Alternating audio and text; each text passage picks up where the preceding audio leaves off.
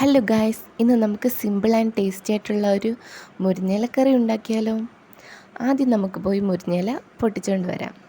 ഞാൻ മുരിങ്ങയില പൊട്ടിച്ചുകൊണ്ട് വന്നിട്ടുണ്ട്. ഇനി ഇതിലെ ഇലകളൊക്കെ വേർതിരിച്ചെടുക്കാം.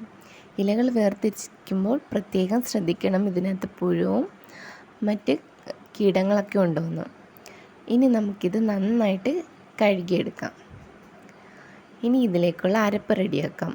ഒരു ജാറിലേക്ക് അരമുറി തേങ്ങ, 1/2 ടീസ്പൂൺ മഞ്ഞൾപ്പൊടി, 1/4 ടീസ്പൂൺ ജീരകം, 2 ചുവന്നുള്ളി, ആവശ്യത്തിന് വെള്ളവും ചേർത്ത് നന്നായിട്ട് അരച്ചെടുക്കാം.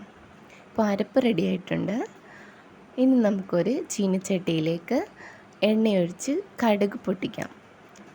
കടുക് പൊട്ടി വന്നിട്ടുണ്ട്.